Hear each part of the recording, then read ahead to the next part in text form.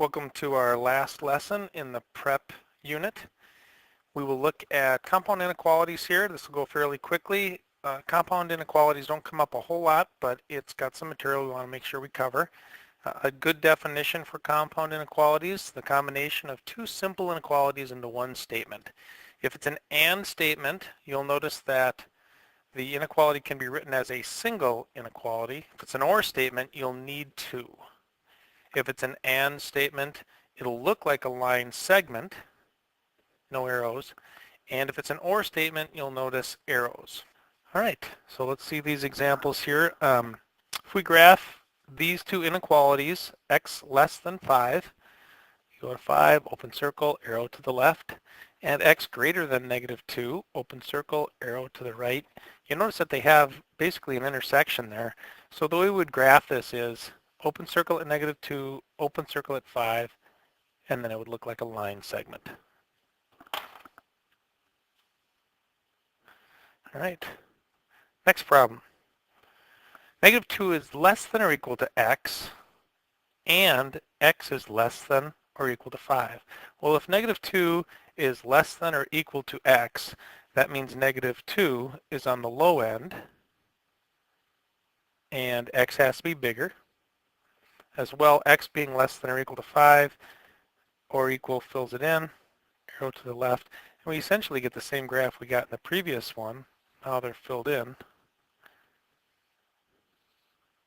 And what we can notice about this notation, and it's a common notation, is the x is in the middle, and it'll extend all the way to the -2 and up to the +5. So x is between -2 and 5. It's kind of intuitive that our left end has a dot at -2 and on the right end a dot at 5.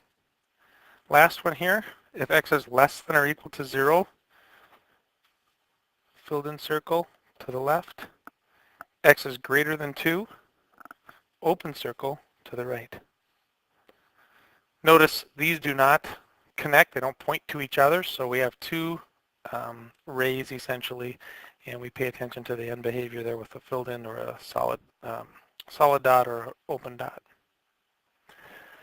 All right, why don't you try these, and I'll go through and do them, and you can check your work. All right,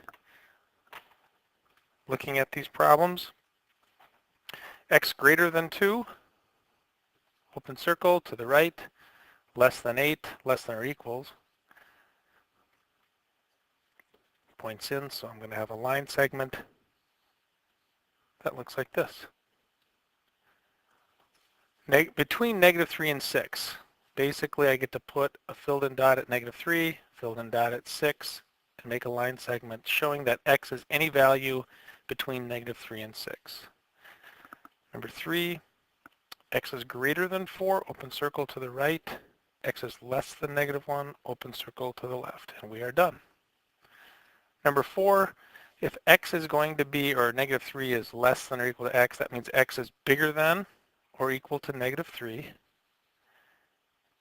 and -8 is greater than x, that means x is less than -8,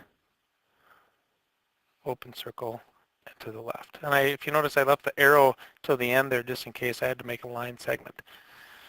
All right, number 5, x. Now this one is kind of tricky the way the inequalities are written.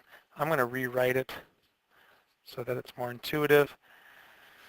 The values have to be bigger than 4 and less than 10, less than or equal to 10. So we're going to go to 4, open circle, 10, filled in circle, and make a line segment. And the last one with an OR here, less than or equal to -5, filled in circle, and then greater than or equal to 0, filled in circle, and to the right.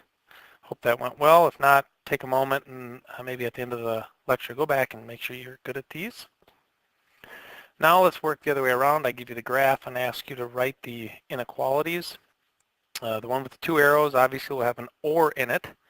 We're going to have x is less than or equal to -7, or x is greater than or equal to 0. And of course we have to have an OR there because a number that's less than or equal to negative 7 can't be 0 or bigger. So it's got to be one or the other.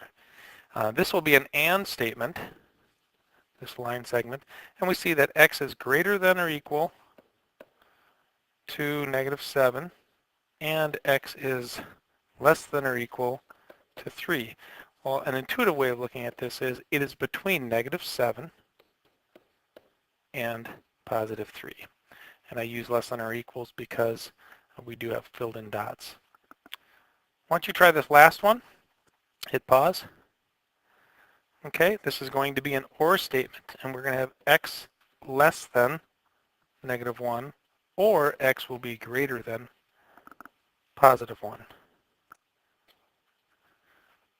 And now a word problem just to think a little bit more outside the box here. If Sally's favorite number is less than 50, is less than means this, and greater than 10 means bigger than 10, not including, we could say that these numbers, x, we don't know exactly what it is, have to satisfy these inequalities. We'll pick numbers that are less than 50 and bigger than 10. I might just go with 20, 30, and 40. To write a compound inequality, I would put my x in the middle, noticing that I have less than, not less than or equal, and I would put my smallest value, that x is greater than, my greatest value, and I'm done. Another correct answer, although not as efficient looking, is simply to say it's bigger than 10, and, because this would graph like a line segment. All right. Why don't you try these on your own, and we'll see you in class.